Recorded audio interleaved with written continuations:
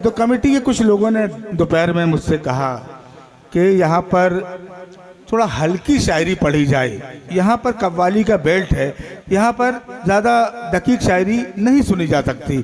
तो मैंने उनकी बात सुनी और ये जवाब दिया, जो चीज़ हम आप सामने परोसेंगे, जब अच्छा खाना परोसेंगे तो वो सामने वाला जैसे दावत में बुलाया वही खाएगा। आज मैं साबित करना चाहता हूँ कि आप अच्छी शायरी की पजीराई भी करना जानते हैं और आपके दिल की भी बात होगी, क्योंकि जो शौरा इकराम यहाँ पर खूबसूरत गुलदस्ता तैयार किया है, आज इस मिथ्या को, इस भरम को आपको तोड़ना है। जिस तरह उन्होंने ये खूबसूरत अशार पढ़े अबरार दानिश साहब ने कि न मिट सकेगी ये उर्दू ज़बान रहने दो, कम से कम इस शेर पे तो पुरजोर तालियां बजनी चाहिए थी कि न। उन्होंने यही मुशायरे हमारी दरसगाह हैं, हमारी तहजीब का आईना है। इन मुशायरों से हमारी उर्दू ज़बान ज़िंदा है और उसी उर्दू ज़बान में हमारा सारा दीनी असासा है कि किसकी ताज़ीम को उठना है, झिड़कना है किसे, एक नज़र देख के दरबान समझ लेते हैं। किसकी ताज़ीम को उठना है, झिड़कना है किसे, एक नज़र देख के दरबान समझ लेते हैं। इसलिए होती है अक्सर ये तासुब का शिकार, लोग उर्दू को मुसलमान समझ लेते हैं। लेकिन दोस्तों, उर्दू मुसलमानों की ज़बान नहीं, किसी फ़िरके की ज़बान नहीं, किसी खित्ते की ज़बान नहीं, बल्कि उर्दू तो सिर्फ़ और सिर्फ मोहब्बतों की ज़बान है, मोहब्बतों का पैगाम देने की ज़बान है। किसी सियासी लीडर ने जब ये कहा कि उर्दू दहशत गर्दों की ज़बान है, तो अशोक साहिल के कासाए फ़िक्र में ये शेर उतरता है।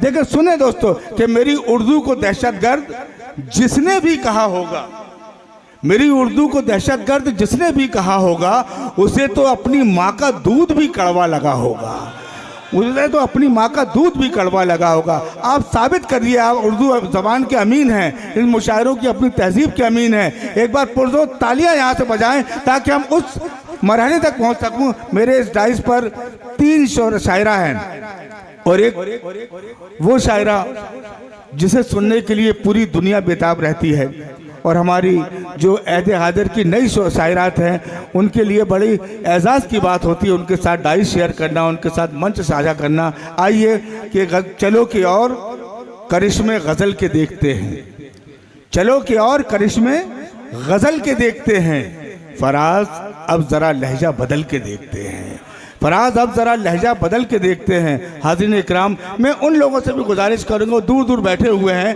ये मुंतज़मीन ने क्या इंतज़ाम किया कि कुछ सोफ़े वहाँ पड़े हुए हैं, ये जगह खाली है, लेकिन आप दूर ज़रूर हैं, आप जुड़े हैं कि नहीं इस मुशायरे के साथ? एक बार आप भी एहसास करा दीजिए।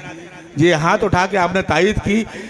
हाज़िर दोस्तों, जब से ये कायनात वजूद में आई, जब से सृष्टि का निर्माण हुआ, तब से लेकर आज तक औरत इंसान की नज़र में एक पहेली बनी रही। इसी औरत ने इस दुनिया की तख्लीक में अहम किरदार अदा किया, बीबी हव्वा बनकर। इसी औरत ने ममता के ख़जाने लुटाए मरियम बनकर।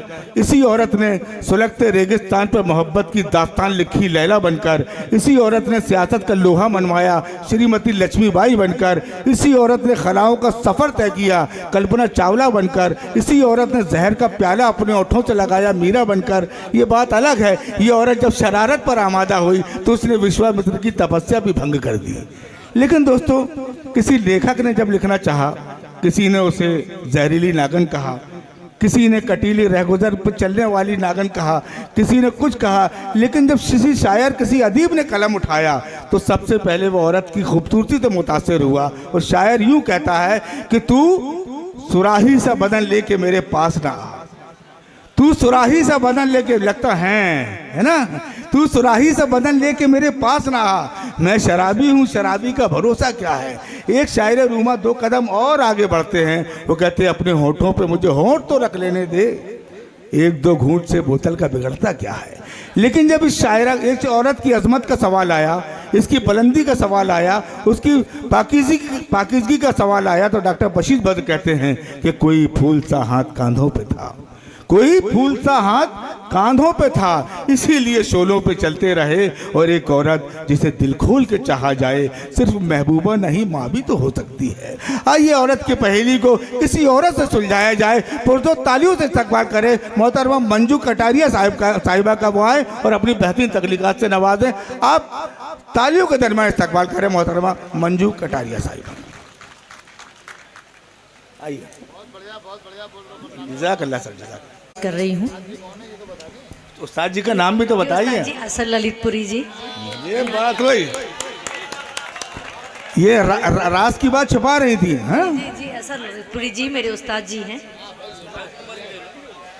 पेश करती हूँ अपनी गज़ल। ये फैसला किया है हर एक फैसले के बाद, ये फैसला किया है हर एक फैसले के बाद, फैसले के बाद। चाहा नहीं किसी को, चाहा नहीं किसी को तुम्हें चाहने के बाद। वाह वाह वाह वाह वाह वाह वाह, ये फैसला अच्छा लगा किया है हर एक फैसले के बाद। बतौर खास शेर इशार। एहसास राहज़न को हुआ जब गुनाह का। क्या अच्छा मच रहा, वाह वाह वाह वाह। एहसास राहज़न को हुआ जब गुनाह का, हुआ जब गुनाह का। रोया तमाम रात मुझे लूटने के हाँ हाँ हाँ, वाह वाह वाह वाह वाह वाह वाह। रोया तमाम रात मुझे लूटने के बाद, क्या अच्छा शेर पढ़ी। लूटने फिर के पढ़े ना, फिर बाद। पढ़े, वाह वाह वाह। एहसास एहसास एहसास राहज़न को हुआ जब गुनाह का। रोया तमाम रात मुझे लूटने के बाद। ये फैसला किया है हर एक फैसले के बाद। अगला शेर। तरके ताल्लुकात में ऐसा नहीं देखा। तरके ताल्लुकात में ऐसा नहीं, ताल्लुकात में ऐसा नहीं देखा। वो खुद को भूल बैठे मुझे भूलने। वाह वाह वाह, अरे वाह वाह वाह। वो खुद को भूल बैठे मुझे क्या अच्छा शेर पढ़ रही, भूलने के बाद। क्या खालिद गजल पढ़ रही भाई। लगता है हो न जाए कहीं हमसे फिर खता। लगता है हो न जाए, लगता है हो न जाए कहीं हमसे फिर खता। फिर उनका नाम आ गया लब खोलने। वाह वाह वाह, क्या अच्छा लगा, वाह वाह वाह। फिर उनका नाम आ गया लब खोलने के बाद। शिकवा है तो बस आपकी गुस्ताख नजर से। शिकवा है तो बस आपकी गुस्ताख नजर से। गम इतना नहीं है मुझे दिल टूटने। गम इतना नहीं है मुझे दिल टूटने के बाद, दिल टूटने के बाद। दो शेर बस। फिर जोड़ रहा है कोई रिश्ता मेरे घर से। फिर जोड़ रहा है कोई रिश्ता, जोड़ रहा है कोई रिश्ता मेरे घर से।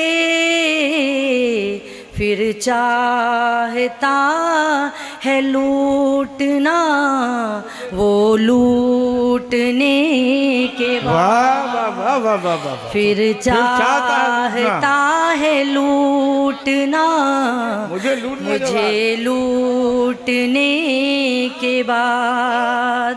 मक्ति का शेर समाज फरमाए। तन मन न सुख पाया है मंजू का फिर कभी। तन मन न सूख पाया है मंजू का फिर कभी। तन मन न सुख पाया है मंजू का फिर कभी, महबूब तेरी याद में फिर भी। आए हाय वाह वाह वाह वाह वाह वाह वाह वाह वाह। फिर पढ़ा मक्ता, फिर पढ़ा। वाह वाह वाह। महबूब तेरी याद में फिर भीगने के बाद ये फैसला किया है, हर एक फैसले के बाद चाहा नहीं किसी को तुम्हें चाहने के बाद, ये फैसला किया है हर एक फैसले के बाद। चाहा नहीं किसी को तुम्हें देखने के बाद। दोस्तों, ये थी मोहतरमा मंजू कटारिया जी। उन्होंने खूबसूरत गज़ल पेश की, अपने उस्ताद का उन्होंने जिक्र किया। असल ललितपुरी साहब उनके उस्ताद हैं। यकीनन असल ललितपुरी साहब की बहुत खिदमात हैं इस शहर के अंदर। बहुत इस दाइश के ऊपर जनाब ज़हीर ललितपुरी साहब तशरीफ़ रखते हैं, एक शागिर्द चाहत साहब पढ़ के। तो कई शागिर्द इनके शहर में हैं जो इनसे सीख रहे हैं और हिंदुस्तान भर में अपनी गज़ल का लोहा मनवा रहे हैं। जब मोहतरमा पढ़ रही थी तो दो शेर उनके ऐसे थे जिसमें बार बार लूटने का जिक्र आया और आप बड़ा लुत्फ़अंदोज़ हो रहे थे। हकीकत में उन्होंने बेहतरीन गज़ल पेश की और आप लोगों के दिलों को लूट लिया। मैं ये कहना चाहूँगा, गज़ल में कैफ है, रंगत है, फ़न भी होना था। गज़ल में कैफ है, रंगत ही फ़न भी होना था। हंसी बदन पे हंसी पैरहन भी होना था। कदम कदम पे तुम्हें होश था मोहब्बत में, मेरा ख्याल है दीवानापन भी होना था। कदम कदम पे तुम्हें होश था मोहब्बत में, मेरा ख्याल है दीवानापन भी होना था। ये दीवानों की महफिल है, दिल जलों की महफिल है। जब मोहब्बत का जिक्र आया और उन्होंने और यहाँ से आवाज़ें आना शुरू हो गई। आइए इस सिलसिले को और आगे बढ़ाया जाए। आइए इस शायर के हवाले से जनाब असद ललितपुरी साहब ने कहा था, आपका करीबी शहर झांसी से जिनका ताल्लुक़, उन्होंने कहा अब तक वो ऑल इंडिया मुशायरों के शायर थे, लेकिन इस वक्त उन्हें इंटरनेशनल शायर इसलिए भी कहा जा सकता है। इसी माह वो दुबई के एक बड़े मुशायरों में की फहरिस्त का हिस्सा थे। और ये किसी बड़े शायर होने की दलील नहीं है कि आपने कितने ममालिक में मुशायरे पढ़े हैं। आपने क्या पढ़ा है ये मायने रखता है, आपने कैसा पढ़ा है ये मायने रखता है। इसी तरह इस वक्त देख रहा हूँ जो लोग बैठे हुए हैं, आपको अच्छी लग रही इस बात तो तायीद करें ताली बजाकर। ये मायने रखता है कि ये कभी मायने नहीं रखता कि सुनने वाले कितने हज़ार लोग हैं, बल्कि ये अहम बात होती है कि सुनने वाले कैसे लोग हैं। और इस वक्त मैं पूरी जिम्मेदारी के साथ जिस शायर को आवाज़ देना चाह रहा हूँ इन मिसरों के साए में कि न साजिश थी न कोई जंग का ऐलान लिखा था, बुझी आंखों में एक मासूम सा अरमान लिखा था। न साजिश थी न कोई जंग का ऐलान लिखा था, बुझी आंखों में एक मासूम सा अरमान लिखा था। जिसे आतंकवादी कह के गोली मार दी तुमने, उसी मजदूर के सीने पे हिंदुस्तान लिखा था।